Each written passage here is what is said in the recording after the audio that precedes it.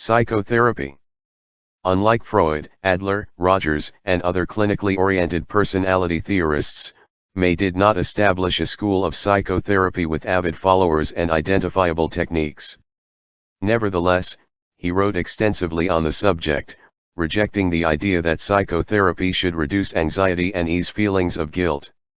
Instead, he suggested that psychotherapy should make people more human, that is, help them expand their consciousness so that they will be in a better position to make choices.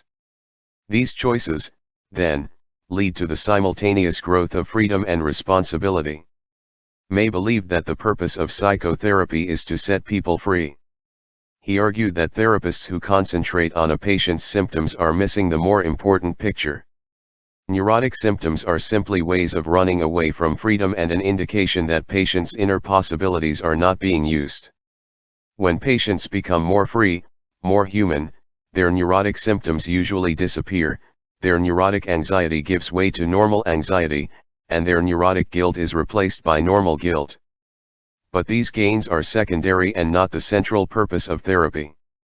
May insisted that psychotherapy must be concerned with helping people experience their existence, and that relieving symptoms is merely a byproduct of that experience.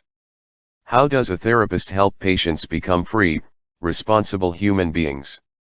May did not offer many specific directions for therapists to follow. Existential therapists have no special set of techniques or methods that can be applied to all patients. Instead, they have only themselves, their own humanity to offer. They must establish a one-to-one relationship, Mitwelt, that enables patients to become more aware of themselves and to live more fully in their own world, Eigenwelt. This approach may mean challenging patients to confront their destiny, to experience despair, anxiety, and guilt. But it also means establishing an hour encounter in which both therapist and patient are viewed as subjects rather than objects.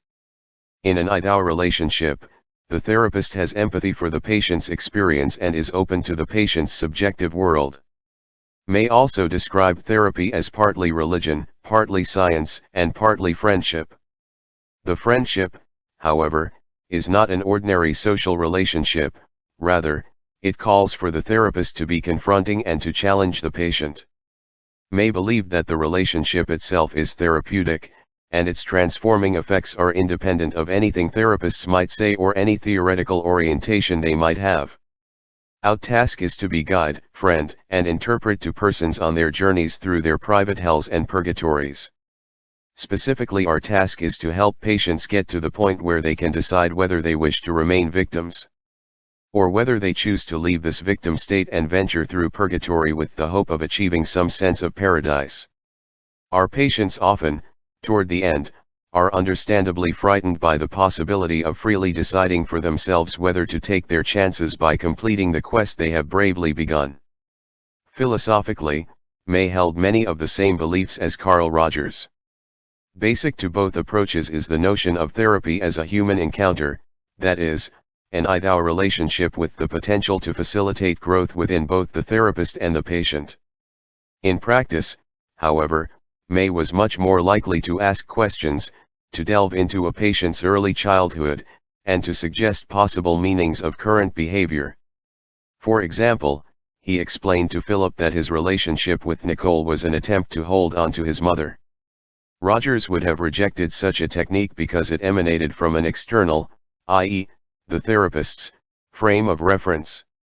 May, however, believed that these kinds of interpretations can be an effective means of confronting patients with information that they have been hiding from themselves. Another technique May used with Philip was the suggestion that he hold a fantasy conversation with his dead mother. In this conversation, Philip spoke for both himself and his mother. When talking for his mother, he was able for the first time to empathize with her, to see Philip from his mother's point of view. Speaking for his mother, he said that she was very proud of him and that he had always been her favorite child. Then talking for himself, he told his mother that he appreciated her courage and recalled an incident when her courage saved his eyesight. When Philip finished the fantasy conversation, he said, "I never in 1,000 years would have imagined that would come out." May also asked Philip to bring a photo of himself when he was a little boy. Philip then had a fantasy conversation with little Philip. As the conversation ensued, little Philip explained that he had triumphed over the problem that had most troubled grown Philip, namely, the fear of abandonment. Little Philip became Philip's friendly companion and helped him overcome his loneliness and allay his jealousy of Nicole. At the end of therapy, Philip did not become a new person, but he did become more conscious of a part of himself that had been there all the time. An awareness of new possibilities allowed him to move in the direction of personal freedom.